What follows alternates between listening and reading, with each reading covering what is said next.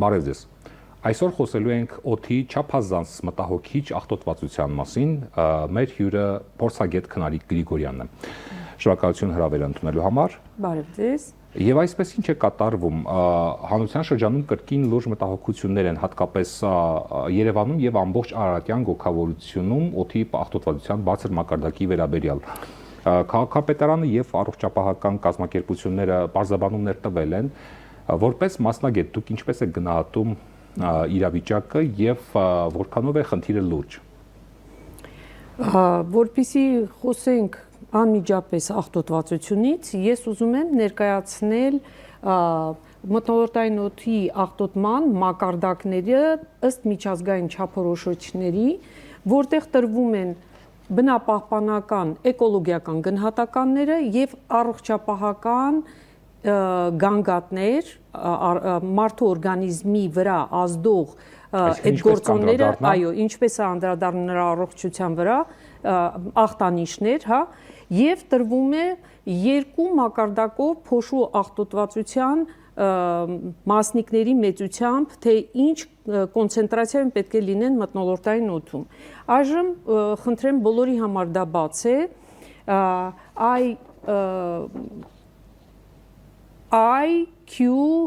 iqair.com հետո գրվում է Արմենիա, Երևան եւ դուք կարող եք սրա միջոցով մտնել եւ տեսնել օդի աղտոտվածության ցուցանիշները։ Սա իհարկե ես հանել եմ մեկ այլ տեղից, որպեսզի կարողանամ գնահատել այսօրվա քաղաք Երևանում որ հատվածն է ավելի աղտոտված։ Ուրեմն տեսեք, գոյություն ունի 5 մակարդակ աղտոտման, եթե միկրոմետրով հաշվում ենք 2.5 միկրոմետր չափանիշի փոշու մասնիկները, ապա կտեսնենք, որ մինչև 15 միկրոմետրը ինքը համարվում է նորմալ մարդու առողջության համար։ Ցածր աղտոտումը ինչ կազմակերպություն է գնահատում միջազգային սրանք չափանիշներ են, իհարկե հիմքում ընկած է եւ բնապահպանական եւ առողջապահական, որովհետեւ այստեղ գնահատականները տրվում են, ինչպես նաեւ ֆիզիկական ցուցանիշներն է տրված։ Այն չափիչները, սարքերը, որ ունի քաղաքապետարանը եւ որոնցով չափում է Հայ հիդրոմետ ընկերությունը, էականորեն տարբերում են այդ տվյալները։ Կախված վայրից կարող են տարբերվել լինել, նայած որտեղ են տեղակայված։ Շուտով հիդրոթերապևտաբանության մոնիտորինգի կենտրոնը ձեռք կբերի նաև շարժական, այդ դեպքում իհարկե կարող են լինել համեմատելի։ Օրինակ տեսեք, փողոցի մի հատվածում իրականացվում է վերանորոգման աշխատանքներ եւ այդտեղ գտնվում է այդ զգայուն սարքը։ Ինքը կտա ավելի բարձր ցուցանիշ, քան այն տարածքը, որ ավելի հեռու է նրանից գտնվում։ Իհարկե, այստեղ նշանակություն ունի նաև քամին, եթե փողոցային աշխատանքներ են կատարվում, վերանորոգման աշխատանքներ, մեքենաների երթևեկությունը, սեզոնայինը կապված եղանակային պայմանների հետ, քամու շարժման արագության հետ։ Հիմա այս ձեր ցուցանիշներով ամենաաղտոտված օդը որ թաղամասը ամենաաղտոտված օդը դա Արինջի հատվածն է, հետո Նորքի հատվածն է եւ Սայաթ-Նովան այսօր ցույց տվեց։ Ես այսօրվա տվյալներ եմ բերել։ Վտանգավոր ցուցանիշ է դա։ Այո, տեսեք, այստեղ ցույց է տրվում մոտավորապես մանուշակագույն, հա, ցուցանիշը, որտեղ 2.5 միկրոմետր մեծության մասնիկները 218 են, իսկ 218-ը եթե ըստ գնահատականի ենք նայում, նա գտնվում է շատ բարձր կամ վտանգավոր զոնայում, շատ բարձր զոնայում է սա տեղակայված։ Ինչ է նշանակում շատ բարձր զոնա։ Դա նշանակում է, որ հիմնականում այն մարդկանց մոտ, որոնք ունեն քրոնիկ հիվանդություններ, սիրտանոթային եւ շնչառական, իհարկե օդում գտնվող մասնիկները առաջին հերթին շնչառության միջոցով անցնում են մեր օրգանիզմ։ Այդ ժամանակ առաջանում է գերծանրաբեռնվածություն այդ օրգան համակարգերի վրա եւ սրացումներ։ Մարդիկ կարող են ունենալ մինչև իսկ տագնապի զգացմունք, ճնշումը բարձրանում է, անհանգստություն, հոգնածություն, թուլություն։ Հոգնածությունը, թուլությունը կախված է նրանից, որ այդ մասնիկները պատելով մեր ալվեոլի ամենաթոքերում գտնվող այդ բշտիկների, որով օդը պետք է թափանցեր անցներ մազանոթների մեջ, նրանք փակվելով թույլ չեն տալիս թթվածնի բավարար քանակ օրգանիզմն ընդունի, եւ օրգանիզմն այդ ժամանակ զգում է հոգնածություն, թուլություն, որի հետևանքով էլ եւ ճնշման բարձրացում իհարկե սա կարող է լինել արդեն սրտի աշխատանքի արագացման, որովհետեւ ինքը ուզում է թթվածին եւ աշխատում է շրջանառությունը արագացնել, հա, այդտեղ սրտի աշխատանքը իհարկե բավականին կարագանա։ Ինչն է պատճառը։ Պատճառը կարող են լինել մի շարք գործոններ, որոնք այս կամ այն տարածքում իրենք կարող են գերակայել։ Մի դեպքում կարող է լինել տրանսպորտը գերհագեցած փողոցներով, այնտեղ եւ աղմուկ, եւ փոշի, եւ գազերի արտանետում, ինչու՞ չէ նաեւ ծանր մետաղներ, եւ այս ամենը փոշու հատիկների հետ փոշու վրա նստելով, շնչելով մենք ստանում ենք մի խառնուրդ, որը իհարկե հետագայում անցնել է մեր օրգան համակարգերը շնչառությունից արյուն, իսկ արյունից այլ օրգան համակարգեր կարող է բազմաթիվ օրգանների վնասել, ախտահարել եւ հիվանդ, այո, մինչեւ անգամ կարող են լինել այնտեղ քաղցկեղածի նյութեր եւ իհարկե կարևոր օրգան համակարգերի վտանգելու դեպքում, այո, մահը կարող է շատ կարճատև ժամանակահատվածում, այսինքն մարդու կյանքը կարող է կարճանալ։ Արդեն առինջում գտնվող, եթե փողոցն անցնում է, ինքը անպայման պետք է ունենա ռեսպիրատոր, բայց ոչ բժշկական։ Այդ ռեսպիրատորի տեսակը սա է, որի մինչև անգամ իր մարկան է գրված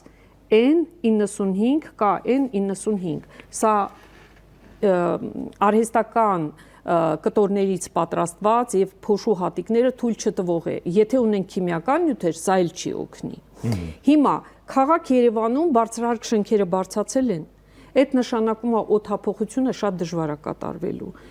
Դա նպաստելու է նրան, որ ինչ որ այրեցինք, ինքը մնում է այդ տարածքում։ Եթե համեմատենք Ճապոնիայի հետ, Չինաստանի հետ, Նյու Յորքի հետ, որտեղ երթևեկությունը ծանրաբեռնված է, շատ է Մոսկվայի հետ նույնիսկ, ինչպես է ստացվում, որ տրանսպորտի ծանրաբեռնվածությունը օդը շրջակա միջավայրը այդպես չի աղտոտում, ինչպես Հայաստանում է։ Տեսեք, Երևանում է։ Ահա, որպեսզի կարողանանք մենք առինջի պատկերը տեսնել, ես հանել եմ նաև ժամային Այսինքն տվյալ ժամանակահատվածում որքան է։ Այո, տվյալ ժամանակահատվածում որքան է, եւ այդ փոշու հատիկները մոտավորապես ինչ ժամանակահատվածում կարող են նստել։ Հիմա ավան առինջում դուք տեսնում եք, որ ժամը 3-ից ինքը 278 է, նվազում է մինչև ժամը 7-ը մնալով այդ բարձր, շատ բարձր մակարդակի վրա, այնուհետև նկատի ունեք ցերեկային 3, այո, ցերեկային, չէ, ցերեկային ժամը 15:00-ից մինչև 19:00։ Ուրեմն այնտեղ 293-ից հասնում է 201-ի, որից հետո գտնվում է բարձր աղտոտման զոնայում 2 ժամ, այնուհետև անցնում է ցածր աղտոտման, բայց այդպես էլ մենք չենք հասնում նորմայի։ Ինչի սրան նպաստում են նաև եղանակային պայմանները, որի մասին երևի խոսել են հիդրոթերապանության մոնիտորինգին կենտրոնը, ես նայել եմ կայքը, եւ այնտեղ ասում էր այն մասին, որ օդը չի շրջանառում, չունենք շատ ուժեղ քամիներ, չունենք անձրև, որ փոշին մաքրի եւ այդ օդի մթնոլորտը, որ վերև պետք է բարձրանար եւ իջներ, այդ շրջապտույտն էլ չի կատարվում, դեպի վերադիր չի կատարվում, դրա համար առինջի տարածքը բացի տրանսպորտից։ Տրանսպորտը ինչի եմ ասում, այստեղ մեծ նշանակություն ունի, որովհետեւ հիմնականում քաղաք մտնող, հա, որոշակի արտոնաբերության համար ապրանքներ բերող ծանր բեռնատարներն անցնում են այստեղով, իսկ ծանր բեռնատարները հիմնականում դիզելային վառելիքի վրա են աշխատում։ Եվ այդ դիզելային վառելիքի պատճառով արտանետում են մի շարք օրգանական միացություններ, որոնք վտանգում են։ Այդ թվում նաև CO2, SO2, NO2։ Ուրեմն բացի դրանից շատ երկրորդ տեղը, որ մենք բնակիչներից լսում ենք, դա փողոցների եւ բնակելի շենքերի կառույցներն են։ Հիմքը քանդելուց ավելի խորը, այո, շինարարությունը հիմքը քանդելուց, այդ տեղափոխելուց, հա, աշխատանքների ժամանակ թափքը չծածկելուց բավականին մեծ փոշի է բարձրանում։ Հիմա որոշակի մասերում, օրինակ Տիգրան Մեծ փողոցի վրա եւ Աբովյան փողոցի վրա ես տեսել եմ, որ դրվում են հատուկ արգելաններ, դրանք ստենդի նման մետաղյա վանդակավոր արգելիչներ են, որ մեքենան գոնե շատ փոշոտ տարածքով չանցնի, իհարկե սա խցանում է, միևնույն է արտանետումները մեքենաների պատճառով ավելանում են, բայց գոնե այդ փոշին չի բարձրանում վերև։ Սա երկրորդ պայմանը։ Երրորդը մեր արտադրություններ ճիշտ է այդքան չունենք, բայց ունենք մի շարք հանքեր քաղաքի Երևանի շրջակայքում։ Հանրապետության աղտոտվածության վիճակը ինչպիսին է։ Խոսենք ոչ միայն Երևանի, այլ ընդհանուր հանրապետության տարածքում։ Ընդհանուր հանրապետության մակարդակով 3 մարզերում հրդեհներ են։ Նախորդին կարծեմ մեկուսացվել է կամ մարվել է, այսօր դեռ շարունակվում են։ Ինչքանով ծուխ ամեն դեպքում պատել է եւ դա հեշտությամբ չի անցնի։ Դիլիջանում կարծեմ շաբաթ-կիրակի դեռ գործընթացը այդ այրման ընթանում էր, որովհետեւ այնտեղից վերադարձան ծանոթները եւ ասացին, որ դեռ այրում գնում է։ Շատ հետաքրքիր իրադարձություններ են լինում, որը կապված է իհարկե անտառահատման հետ, այնուհետև հետքեր վերացնելու համար երբեմն նաև վերցնում են եւ առնում են։ Հատված տարածքը հնարավոր չի այրումով ծածկել։ Դա է հետագայում բոլոր մասնագետներն էլ, անտառագետներն էլ այրումը դադարեցնելուց հետո կպարզեն պատճառները։ Իհարկե լինում են նաև այնպիսի դեպքեր, երբ գյուղերում, գյուղական տարածքներում, օրինակ մենք մի անգամ գնացել էինք Արարատի մարզ աշխատանքի եւ ճանապարհին ինչ որ մեկը որոշել էր խոզանն այրել։ Իսկ այդ խոզանը բարձրանում էր դեպի լիցքակայան, բենզալցակայան։ Պատկերացնում եք, թե արդյունքում ինչ կունենայինք մենք, եթե ժամանակին փրկարար ծառայությունը չհասներ։ Տարիներ շարունակ, հարյուրավոր տարիներ շարունակ մեր տատիկները, պապիկները իրենց այգիների չորացած խոտը, տերևները այրել են հողը պարտացնելու նպատակով։ Ես չեմ հիշում մի դեպք կամ երբևէ այդ մասին չեն գրել, որ էկոլոգիան վնասվում է։ Ինչ պատահեց այսօր, որ էկոլոգիան ընդամենը տերևներ վառելով, խոտածածկ տարածք, չորացած տարածքը վառելով, էկոլոգիան այսպես վատացավ։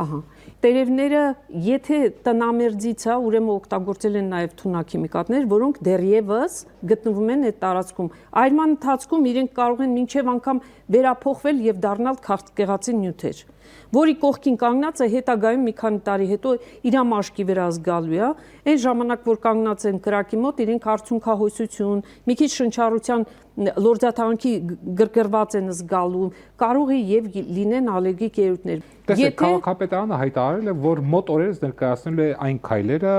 այս խնդիրը մեղմելու համար։ Հիմա որպես մասնագետ